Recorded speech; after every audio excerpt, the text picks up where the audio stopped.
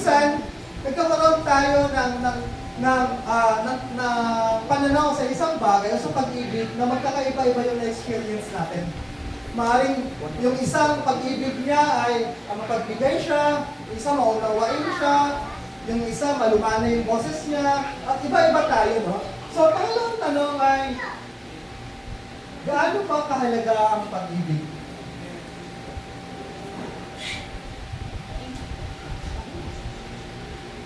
Gaano ba kahalaga ang pag-ibig? Yung pag-ibig ay nagdi-determine.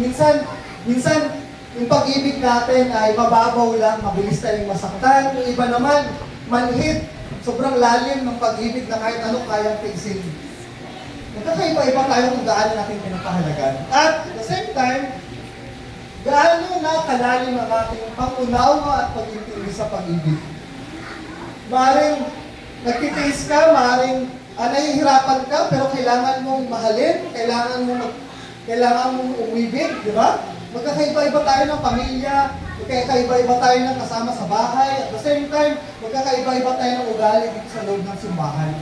So, pag-usapan natin ngayon sa 1 Corinthians 13 verse 1 to 3. Sabi dito, yung Corinthians kasi ay mga church, sa church ng Corinthians, sumulat si Pablo.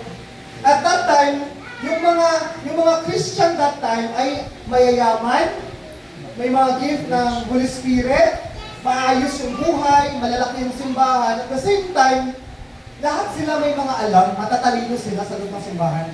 Pero, may paalala sa kanila si Pablo. Ang sabi dito, makapagsalita man ako sa mga wika ng mga tao at mga anghel, kung wala naman akong pag-ibig, para lamang akong kampanang umaalingawaw o pampiyang na maingay. Kung ako man ay may kakayahang magsalita ng mensahe mula sa Diyos at umunawa sa lahat ng hiwaga, kung nasa akin man ang lahat ng kaalaman at lahat ng pananampalataya, anupat nakakapaglipat ako ng mga bundok, ngunit wala naman akong pag-ibig, wala rin akong kabuluhan. 3. At kung ipamigay ko man ang lahat ng aking mga ari-arian at ialay ang aking katawan upang sunugin, ngunit wala naman akong pag-ibig, wala rin akong mapapala. So dito, nagtatalo-talo yung mga Christian. Sabi nila, yung iba nakakapagsalita, nakakapag-speak in tongues.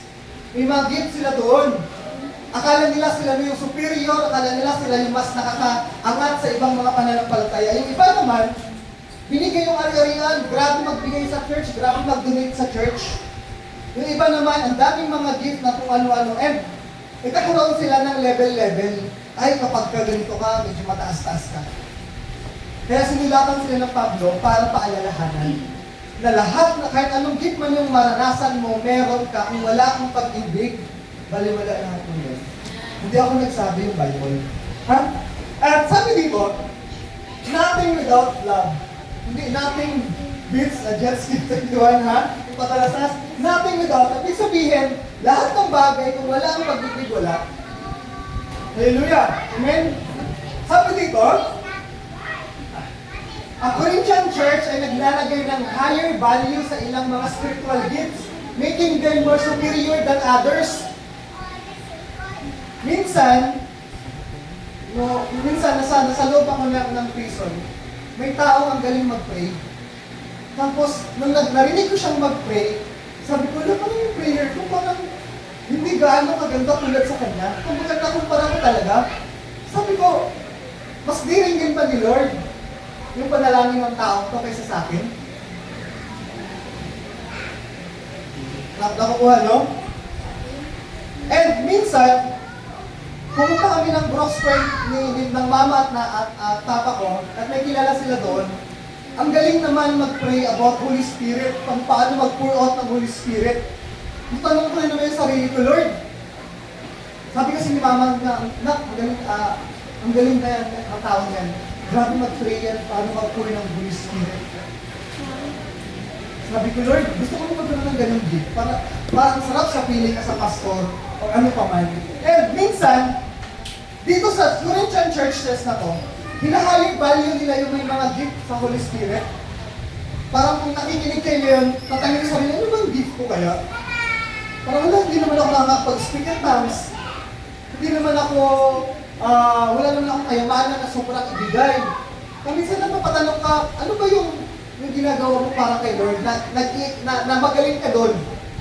Diba? Minsan na mapatanong ka sa sarili mo, ano ba yung kailangan mong mabigay para sa Panginoon? Diba? Natanong mo ba sa sarili mo yan? O kung dalawa kayo nagpunta ng church kasi Sunday, o tinatanong mo yung sarili nyo, ano ba yung mapapagamit mo kay Lord? Ano ba yung naitutulong mo sa simbahan? Diba? So, ano ba?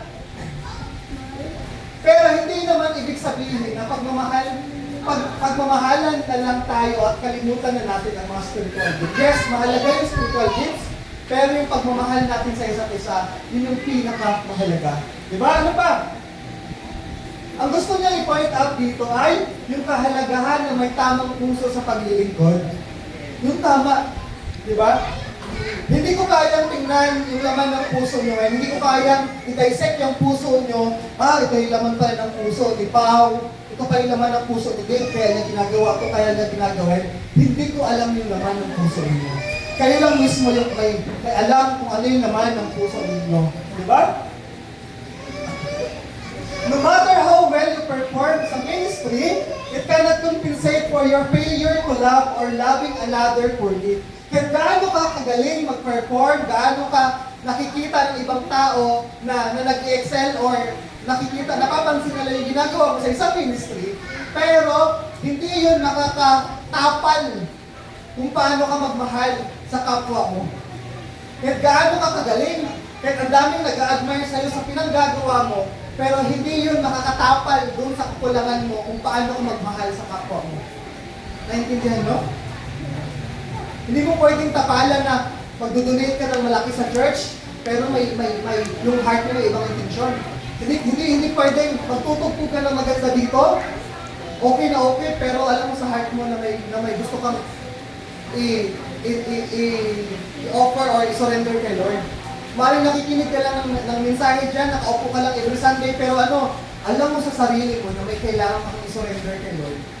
Pero nahihirapan ka, nabibigatan ka, hindi mo alam paano i-surrender kay Lord. Diba? So, hindi mo mapupunan yung mga pagkukulang sa laman ng puso mo na si Lord lang yung makakapagbuo sa mga ginagawa mong actions. Ano ba? Worthless ang anumang kakayahan o kaalaman meron ka, gaano man karami ang alam mo at magagawa mo sa ministry kung walang pagmamahal. Kaya gaano pa karaming alam mo, ang dami mong mga nabasang verse, ang dami mong seminar na puntahan, ang dami mong napakinggang preacher, ang dami mong mga alam na sa isip mo, or ang dami mong planong magagawa sa isang ministry, pero kung wala kang pag-ibig sa isa't isa, baliwala rin yun. Ganon kalalim yung pag-ibig na gusto iparealize ni Paul sa atin. No? Ano ba? Example ha? Baliwala itong preaching ko ngayon, kahit ibigay ko na yung best effort ko. Baliwala yung tithes and offering mo, kahit magpuyat ka at magpagod ka pa sa disciple, pag-disciple, kung pansarili naman ang hamarin mo at hindi ka motivated by love. Kahit na ano i-preaching ko sa inyo, kahit ano pagbibigay na gawin natin, kahit ano ba yung pagpupuyat, pagpapagod na lahat ng ginagawa natin, pero hindi motivated by love, baliwala lang lahat ng yan. Hallelujah! Love cannot be measured. Love cannot be measured by actions alone. Motives must be assist to determine what is loving. So hindi makikita sa mga action mo lang yung love. Makikita to sa motibo, kaya kailangan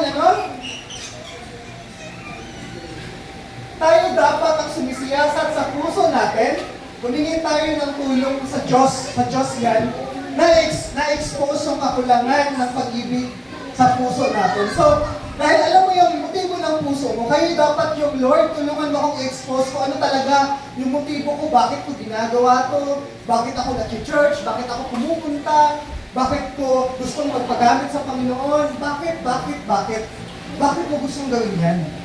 May gusto ka bang patunayan? May gusto ka bang ipakita? May gusto ka bang ipagyabang? Wala. I-assess mo yung sarili mo. Kasi ikaw lang yung nakakaalam kung ano talaga yung naman ng puso mo. Sabi dito, sabi sa Corinthians, kadugtong lang, verse 7, ang pag-ibig ay matyaga at maganda ang loob. Hindi mainggitin, hindi mayabang, hindi mapagmataas man, hindi magaspang ng pag-ugali, hindi makasarili, hindi magagalitin, o mapagtanim ng sama ng loob sa kapwa. Hindi ito natutuwa sa masama, sa halip ay nagagalak sa katotohanan. Ang pag-ibig ay matiisin, mapagtiwala, puno ng pag-asa at nagtsatsaga hanggang wakas. Kung isa-isahin natin yan, ang sabi, hindi mainggitin. Example, natutuwa tayo sa mga members natin na pinagpala ng Diyos at hindi nagdaramdam kung wala tayo ng mga meron naman sila. Hallelujah. Kung baga, masaya tayo sa lahat ng nangyayari sa membro natin. Kung itong membro na to, nagbigay siya ng ganito, nag-donate siya ng ganito, gumastos siya ng ganito, nagpakapagod siya ng ganito, maging masaya lang tayo sa gusto niyang gawin.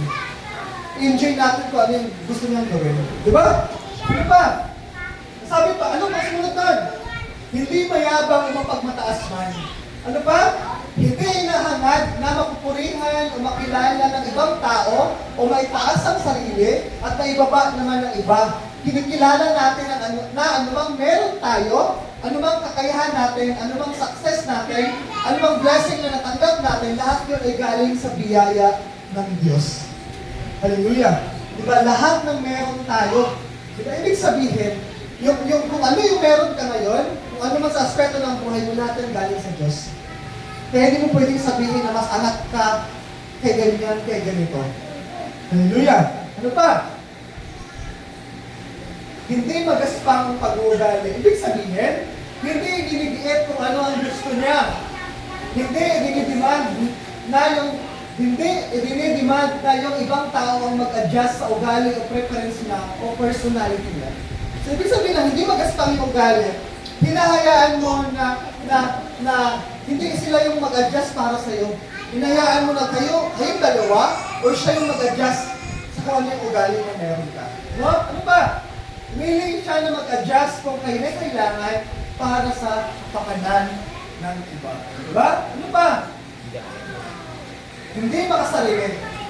Love is not self-centered but other-focused. Ibig sabihin, hindi ka nakatingin sa sarili mo, mas binibigyan mong halaga na mag-shine yung iba. Natuwa nga ako nung sabi ko kay Dave, ikaw na mag-piano para magamit yung piano. Sabi niya, paano po si Yasmin? Siya yung magpa-piano. Sabi ko, maintindihan ni Yasmin na pwede naman kayong pumili ng tag-ilang kanta kung ano yung matutugtog niya. Patugtugin mo siya. Kung hindi niya matutugtog, ikaw yung tumugtog. Natuwa ako dahil concerned niya si Yasmin sa part na niya. Hallelujah! Minsan, kailangan mo magsakripisyo para malaman ng iba na kaya niya pala. Hallelujah! Diba?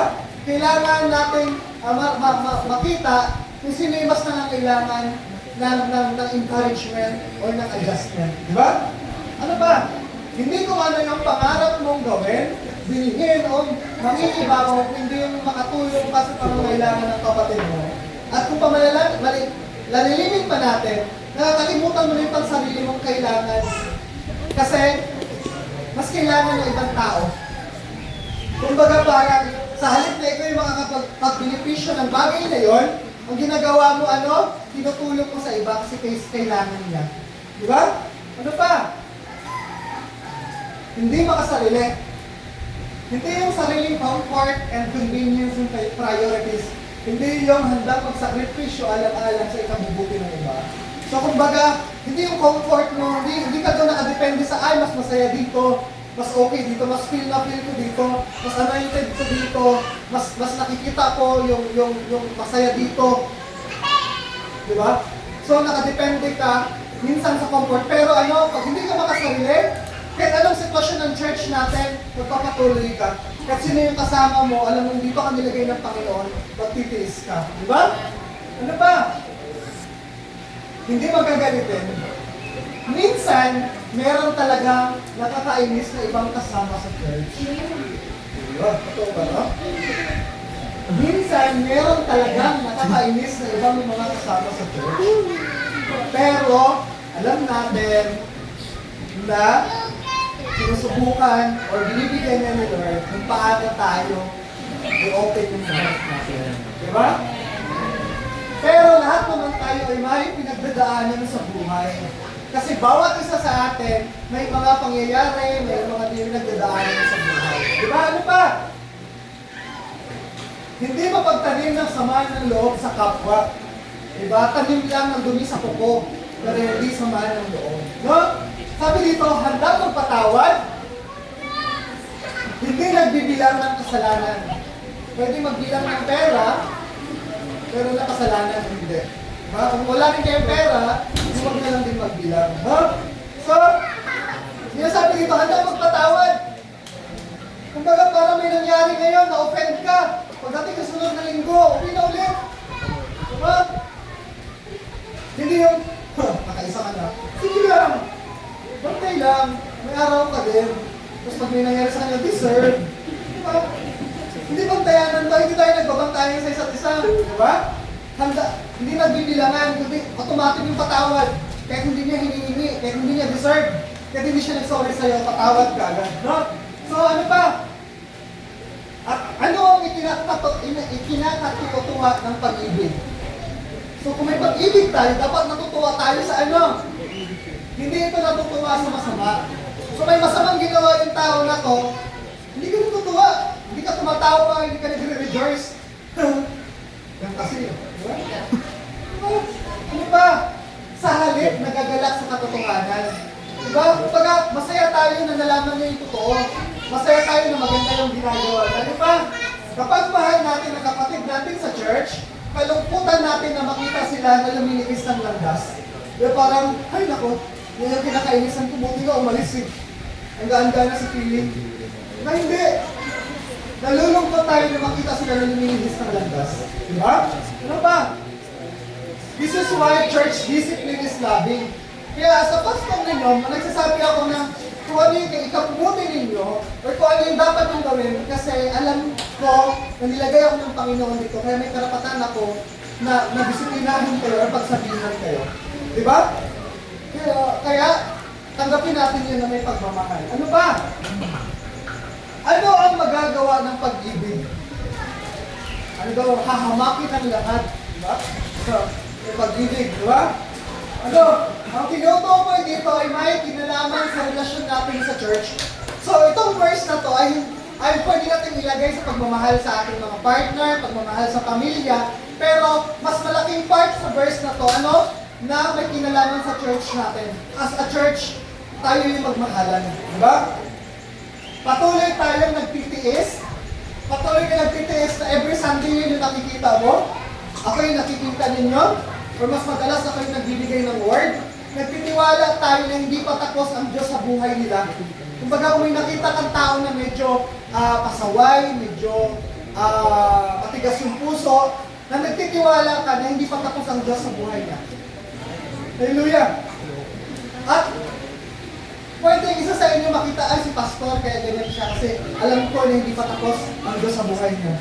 And ganun yung tingin ko, bawat isa sa inyo.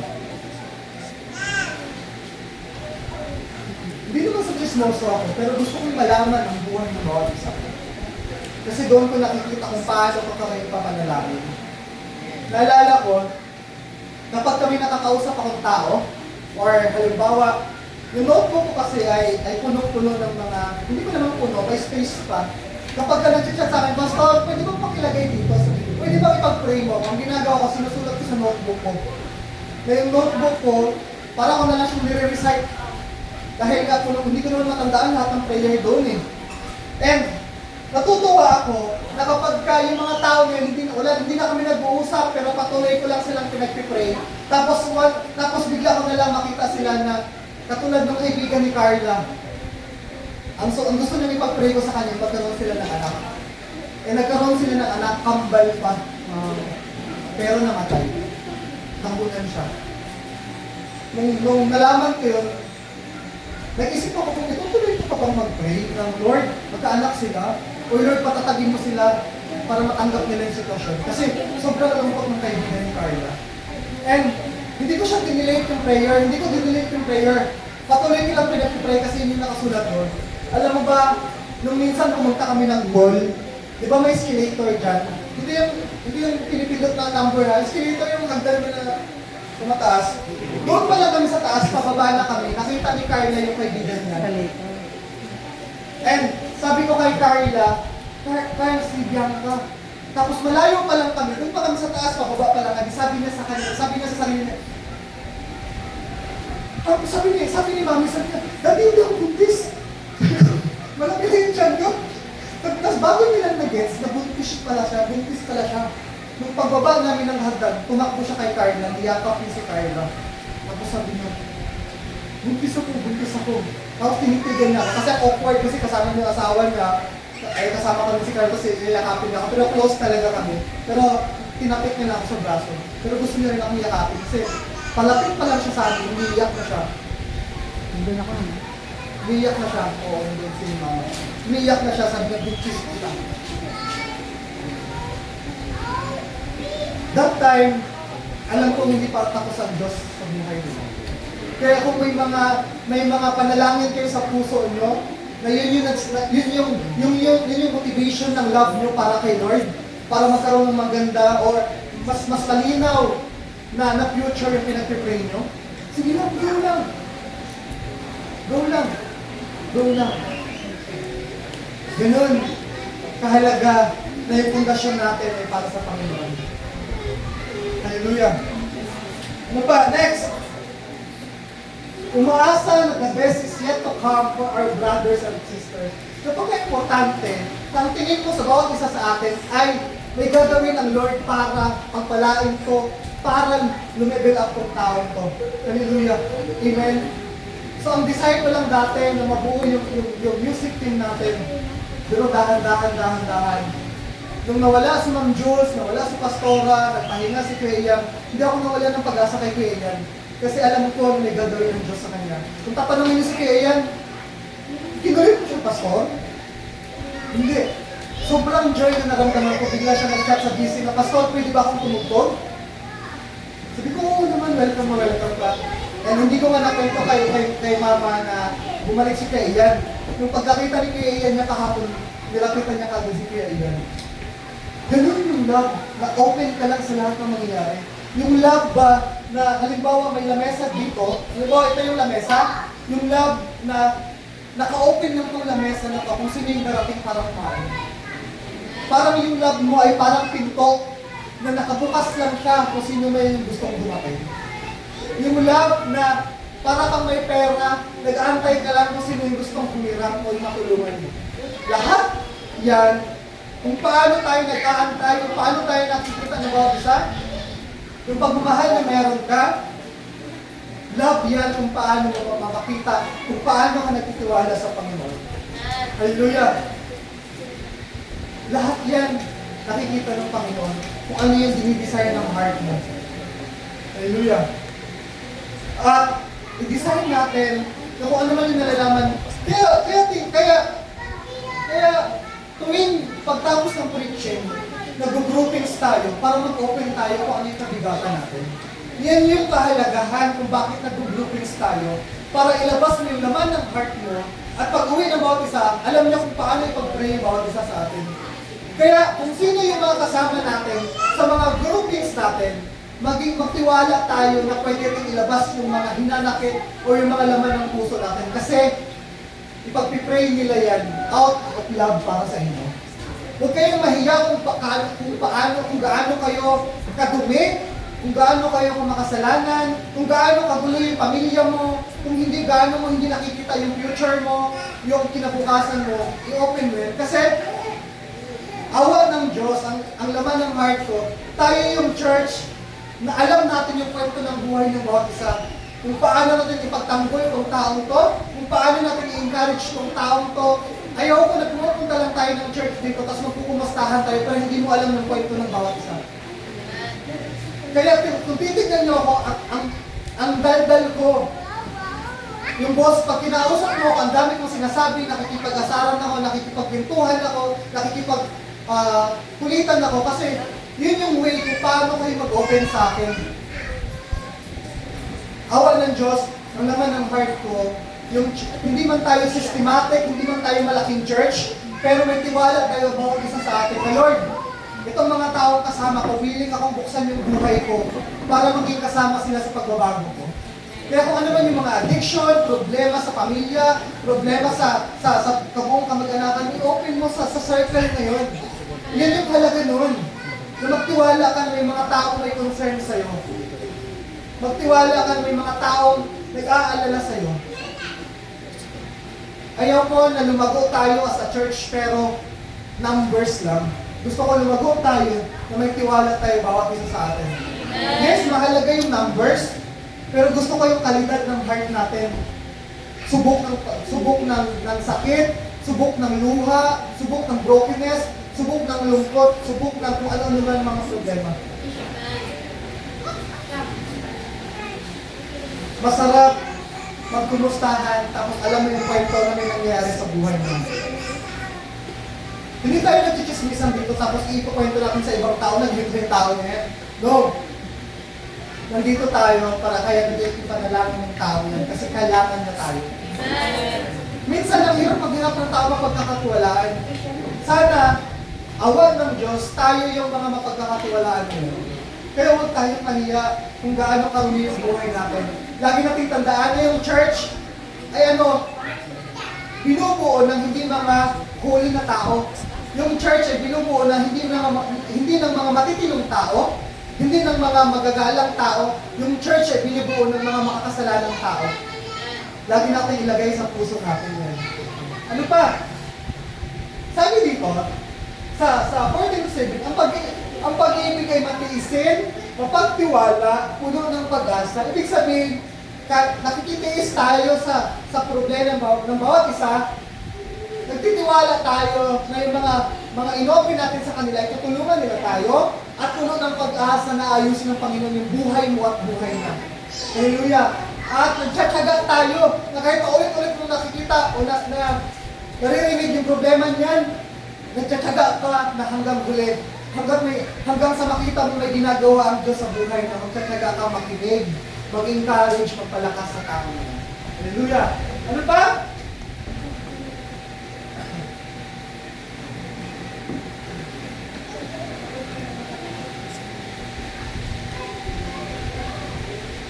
Balik tayo ng tinggaw. Sorry naman.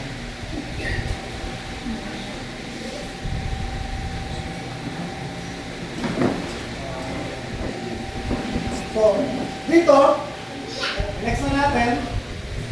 Kasunod ng verse nun,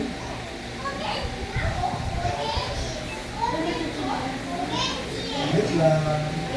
Nagawa ko.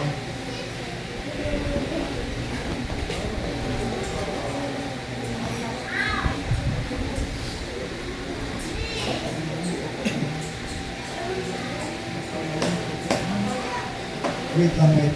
Nagawa. So, ano? Patuloy tayong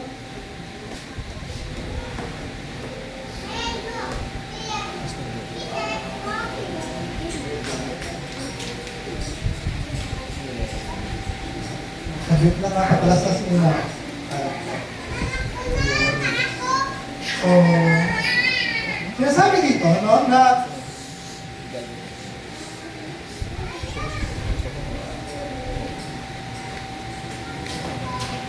papalastas muna. Diba? Ito. So,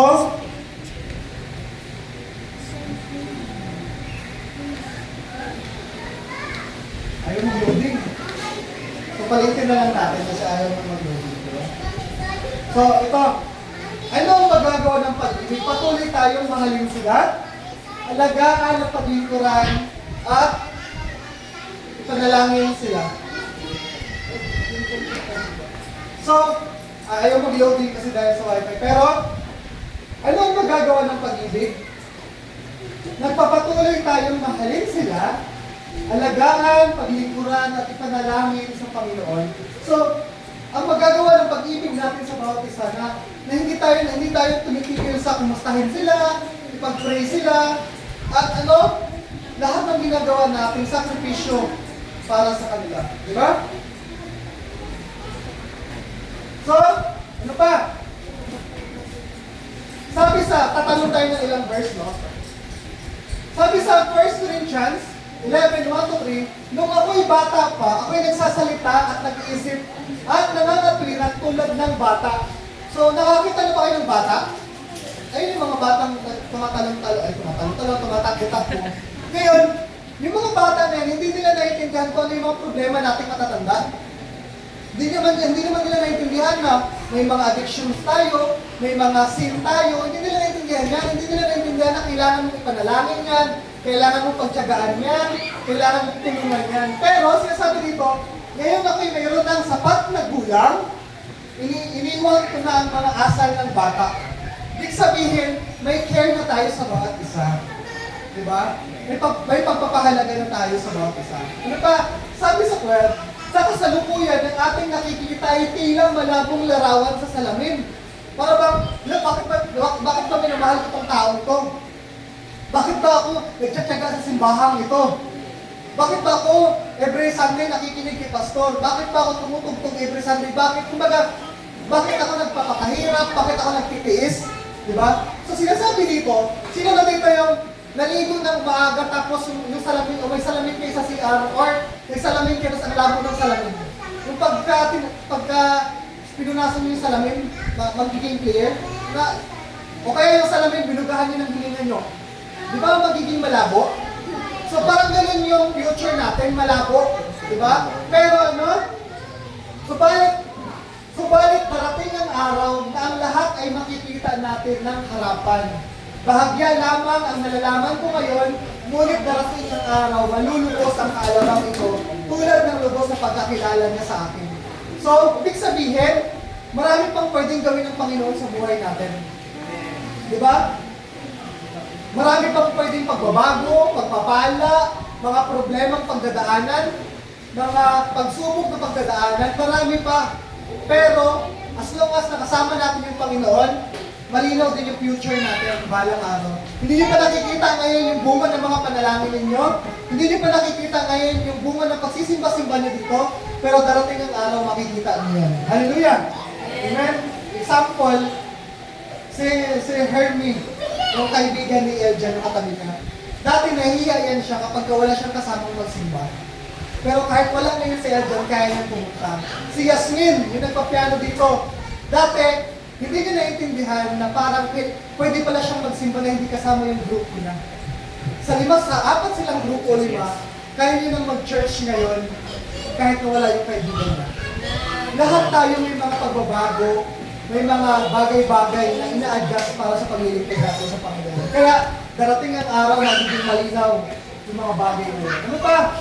Samantala, nananatili ang tatlo, ang pananampalataya, ang pag-asa at pag-ibig. Ngunit ang pinakadakila sa mga ito ay ang pag-ibig. So, lahat ng ginagawa natin bilang pagmamahal sa Diyos, kaya malaya, or nagagawa natin lahat ng ginagawa natin kasi may pag-ibig tayo sa heart natin. Kaya sa aming mag-asawa, sa mga mag-asawa dito, sa may mga partner na balak magkaroon ng pangako sa isa't isa, yung pagmamahal natin sa mga bata dito, pagmamahal sa magulang niyo, sa mga lola't lola natin dito, pagmamahal nila sa mga anak nila, mga apo nila, lahat tayo may pagmamahal. Diba? Pagmamahal sa pag-aaral, kung ano man yan, yun yung pinakadakila. Kaya panghawakan mo yung pagmamahal na meron ka, kung paano mapakita sa buhay mo na, Lord, mahal kita, kaya kung nagagawa ko, Lord, mahal kita, kaya nagagawa ko itong mga sakripisyo na to, kaya ako nagtitiis, kaya ako nagtsatsaga, kasi Lord, unang mahal kita at inahalin mo ko. Hallelujah! Pinapahalagahan natin, ito mas intindihin natin to, no? Pinapahalagahan natin ang mga bagay na mas nakikita at obvious tulad ng galing at ganda ng performance sa ministry. So, minsan makikita natin na kapag maganda yung praise and worship natin, hindi sila nagkamali. Maganda yung preaching ni pastor. Pagpasok mo pa lang, welcome ka. Nasarap sa feeling, no? Pero, huwag natin kalimutan, pero mas mahalaga ang hindi nakikitang motibo ng puso ng tao sa mga ginagawa niya sa ministry. So, ang pinakamahalaga yung motibo ng puso mo sa simbahan ito, sa pagsiserve mo kay Lord, yun yung pinakamahalaga. Kasi ano, yung church na to, mawawala, matatapos yung buhay mo sa mundong to, yung paghihirap mo matatapos, lahat ng yun matatapos, pero yung pag-ibig na naman ng puso mo, ay hindi matatapos yan hanggang sa pagbalik ni Jesus. Ano pa? Before correcting, start by connecting. Bago tayo mag-correct, magpuna, magbigay ng advice, magkaroon tayo ng connection. People don't change through shame. People change through steady, patient love. Kaya nga lagi kong slogan, kung saan ka masaya na church, doon ka pumunta. Bakit? Kasi before correcting, start by connecting. People don't change through shame, o nahiya siya, ang kulit mo. People change through steady, patient love. Ibig sabihin, steady yung pagmamahal mo. Kumbaga, ganito yung turing mo sa kanya, tuloy-tuloy na ganyan lang. Diba? Ibig sabihin, kung mahal mo yung simbahan na to, kahit ganito si pastor, kahit ganyan yung partner mo, kahit ganyan yung kasama mong youth, kahit sino pa yan, steady yung love mo. Kahit nasaktan ka niya, kahit napaiyak ka niya, kahit nag-away kayo ng malala, kung ano pa man, kahit na pinagalitan ka na ng mga mahal mo sa buhay, dahil sa pagsisimba mo, ang gulo ng pamilya mo, mahal mo pa rin sila, steady ka lang. Paano niyo malalaman na paano niyo malalaman na steady? Pag-balance. Steady mo. Mali ba? Pag sinabi steady, ano yun? Balance na eh. Balance, straight. Pag sinabi steady, hindi siya umaalog-alog o stable siya. Halimbawa, kung nakatayo ako ng ganito, steady to. Pero kung gumagaling-galing ako, dito steady. Ibig sabihin, kung saan church ka nilagay ng Panginoon, steady kang magmahal doon sa church na yun. Kung ano yung pamilya mo ngayon, kung ano yung takbo ng buhay nyo ngayon, steady kang manampalataya, magtiwala na may gagawin ng Panginoon. Hallelujah. Kaya minsan nagugulat ka, Lord, bakit ganito yung binigay mo sa aking partner? Bakit ganito yung binigay mo sa aking magulang? Bakit ganito yung binigay mo sa aking lolo at lola? Bakit ganito yung binigay mo sa aking kapatid? Bakit ganito yung binigay mo sa aking simbahan? Bakit dito mo ako nilagay? Kasi alam ng Panginoon na kaya mong i-endure. Alam ng Panginoon na dyan ka lalago. Alam ng Panginoon na dyan ka lalalim. Alam ng Panginoon na dyan, kaya mo manatili dyan. Kasi steady ka. Steady, steady, steady. Ibig sabihin, kaya nating magmahal, kaya nating mapakita yung pagmamahal natin sa steady, patient love. Kumbaga, kahit na may nakita kang pangit sa church na to, may nakita kang hindi maganda sa church na to, nananatili ka, kasi sa Diyos ka naman naglilingkod, hindi sa tao. Hallelujah! Kahit na ano makita mong karumihan ng church na to, gaano man kaliit yung church na to, minsan may nagkakamali yung music team, minsan na-offend ka sa pastor, minsan may kaalitan ka, minsan nagsisimba kayo kahit may samaan ka ng loob ng kasama mo, ang gulo ng pamilya mo pag alis mo, alam mo na steady kang nananampalataya sa Panginoon. Kasi alam mo may gagawin ng Panginoon. Steady lang. Diba? So, magkaroon tayo ng steady na love kay Lord. At yung steady na trust kay Lord, na alam natin may gagawin na Diyos sa buhay natin. Diba? Steady lang. Steady ka lang sa ginagawa mo. Steady ka dyan sa level o sa... Halimbawa, kung si Kuya Ian ay nagmotor papuntang Iwahe, may steady siyang takbo kasi nakamotor siya. Pero kami nakasasakyan, mabilis ako mag-drive papunta ng Iwahe kasi kabisado ko yung daan. Diba? Kung baga, bawat isa sa atin ay may kanya-kanyang bilis.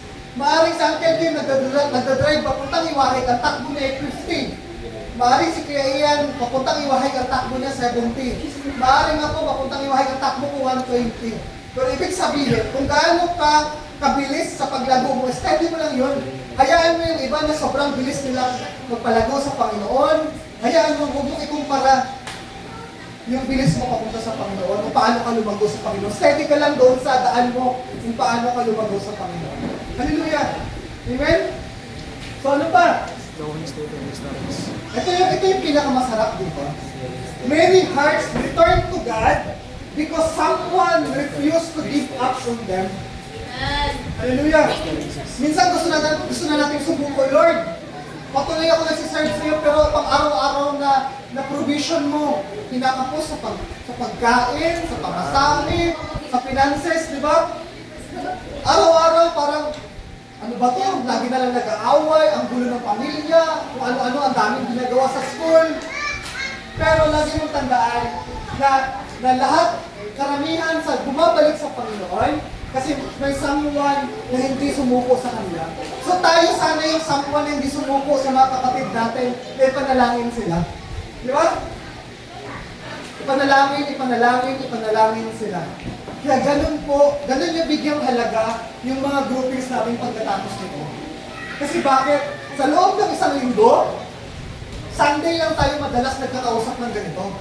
Kaya huwag nating sayangin na para bang masaya lang, happy lang, i-open natin yung heart natin sa pamamagitan ng mga tao sa paligid natin.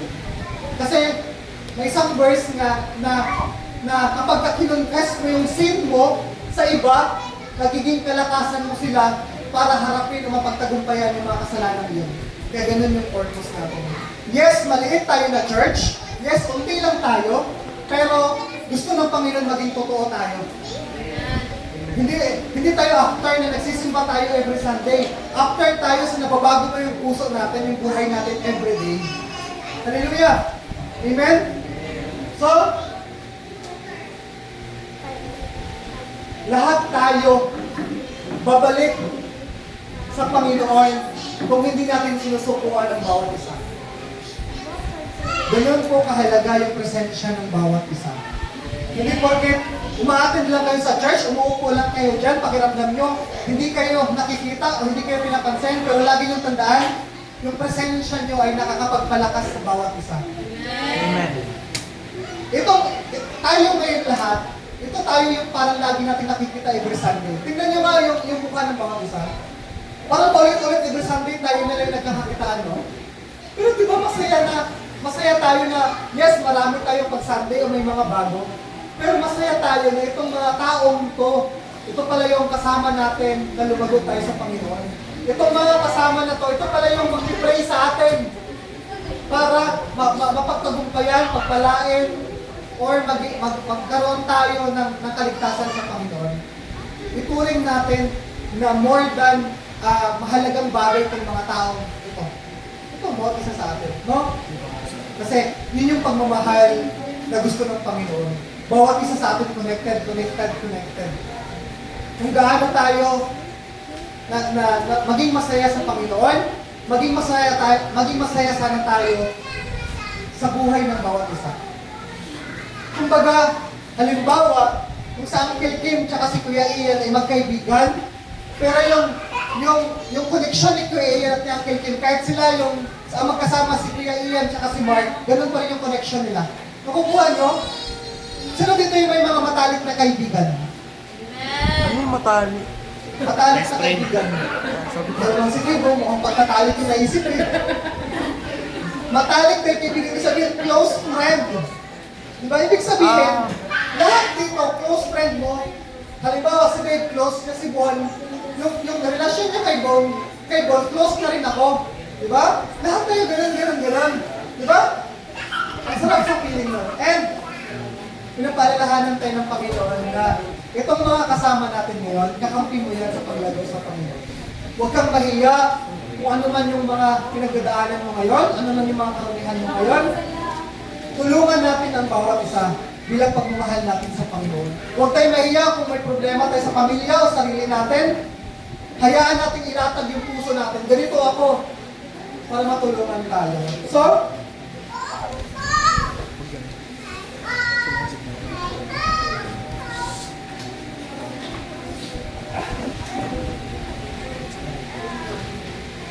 pagtapos ng giving natin, ang pag-uusapan natin sa group natin, ito pa din. Tayo ba lumibig na? hindi. Gaano ba kahalaga ang pag-ibig? At pangatlo, gaano na kalalim ang ating pag-unawa at pag-intindi sa pag-ibig. Nawa, isiyasatin niyo yung puso niyo kung paano na ba yung pagmamahal na meron kayo ngayon. Ha? And huwag kayong matakot, huwag kayong mahiya kung gaano kalalim, kung ano yung pinag-awayan nyo, kung ano yung mga hinanakit nyo, kung ano yung mga sama ng loob, kung ano yung mga laman ng puso nyo, ilabas mo na. Hallelujah. Amen? Para magkaroon tayo ng connection. Lagi mo tandaan, ang the best na connection ay may alam ka na kwento sa tao na to. Ulitin ko, ang pinakamalalim na connection